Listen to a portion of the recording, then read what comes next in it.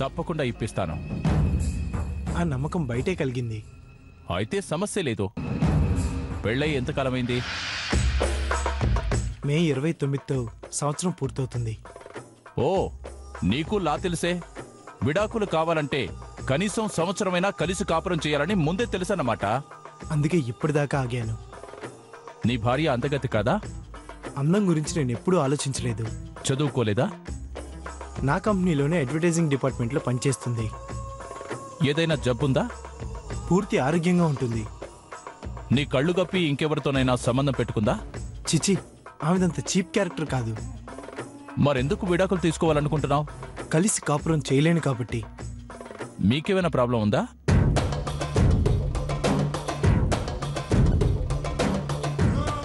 చచ్చా, కారణం అది కాదు. మరి అన్ని విధాలుగా బాగున్నప్పుడు విడాకులెందుకు? కారణం చెప్పే తీరాలా? తీరాలి. డాక్టర్ దగ్గర, లాయర్ దగ్గర ఏది దాచకూడదు. నేను ప్రేమించిన అమ్మాయి నన్ను మోసం చేసింది.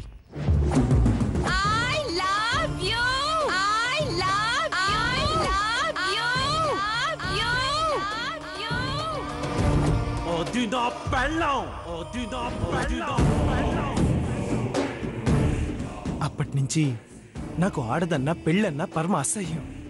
అలాంటప్పుడు పెళ్ళెందుకు చేసుకున్నావు? చేసుకోవాల్సి వచ్చింది. అయితే ఇందులో నీ భార్య తప్పులేదు, అంతేనా?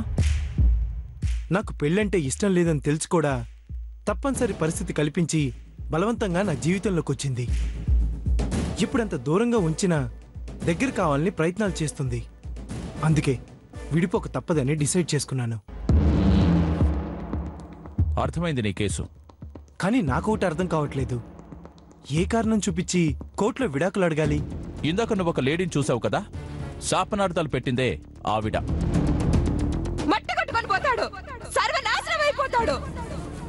అవును, చూశాను, విన్నాను. ఆవిడ మహాపతివ్రత.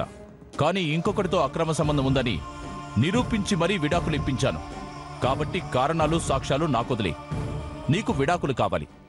నాకు టేకప్ చేసిన కేసు గెలవడం కావాలి. తన మీద అంత దారుణమైన నింద వేయటం అవసరమా? అదీ కాకుండా సొసైటీలో నా పరువు కూడా పోతుంది. ఈ ఒక్క కారణం తప్ప మీరు ఇంకేదైనా సాక్ష్యం పుట్టించండి. నాకు మాత్రం విడాకులు కావాలి. మీరు మంచి చెడ్డవాడిలాగున్నారే. సరే, మీకు విడాకులు ఖాయం.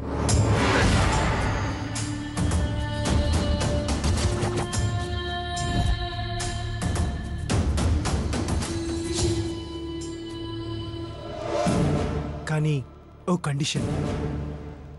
కాదు, రిక్వెస్ట్. ఏంటది? మే 29వ తేదీ నాడే డివోర్స్ పేపర్స్ నా భార్యకి అందాలి. షూర్. రేపు పూర్తి వివరాలు, డీటెయిల్స్తో మళ్ళీ కలుస్తాను.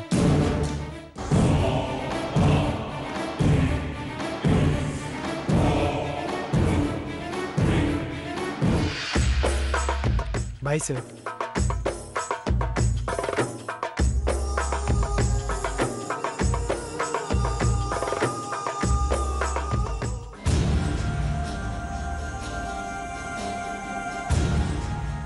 హాయ్ బ్రదర్, ఎలా ఉంది కొత్త లైఫ్?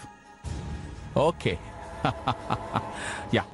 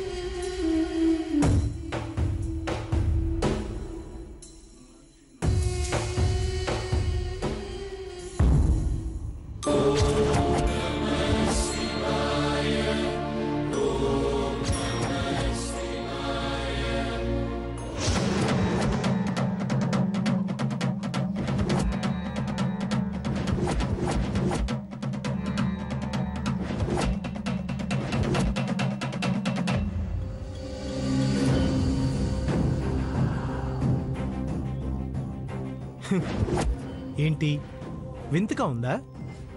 నీకు మొక్కనివాడు, దేవుడు ఉన్నాడు అనే సంగతి పూర్తిగా మర్చిపోయినవాడు ఎవరు చెప్పకుండానే, ఎవరు రమ్మని బలవంతం చేయకుండానే ఎలా వచ్చాడా అనుకుంటున్నావా? ఎందుకొచ్చాడా అని ఆశ్చర్యపోతున్నావా? రావాల్సొచ్చింది. రప్పించుకున్నానని సంబరపడకు. నీ మీద భక్తితో రాలేదు నేను. నువ్వేదో వరాలు కురిపిస్తావన్న ఆశతోనూ రాలేదు. అయినా నేను అడిగింది ఏమిచ్చావు గనక నేను నిన్ను నమ్మాలి. ఆ సంగతి నీకు తెలుసు కదా. పాత లెక్కలు కొన్నున్నాయి. నువ్వు కూడావు, నేను తీసివేస్తున్నాను. నువ్వు కలిపావు, నేను విడిపోవాలనుకుంటున్నాను. అర్థమైందా? నేను వరోధినికి విడాకులు ఇవ్వబోతున్నాను.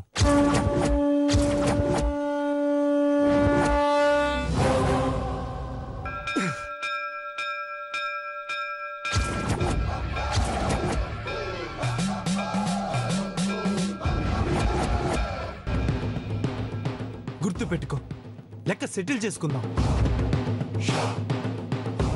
ఎప్పుడో నీ ఒక అమ్మాయిని పెళ్లి చేసుకుందాం అనుకున్నాను. నువ్వు దూరం చేశావు. అప్పటి నుంచి నేను నిన్ను దూరం చేసుకున్నాను. ఎప్పుడు జీవితంలో పెళ్లి చేసుకోకూడదనుకుంటే ఎవరినో తీసుకొచ్చి నాకు ముడిపెట్టావు. అంటే ఏంటి నీ ఉద్దేశం? నువ్విచ్చింది నేను తీసుకోవాలి తప్ప నాకు కావాల్సిందేది నువ్వివ్వలేవు కదా. అలాంటప్పుడు నువ్విచ్చింది నాకెందుకు? అందుకే వరోధిని వదిలేయాలనుకుంటున్నాను.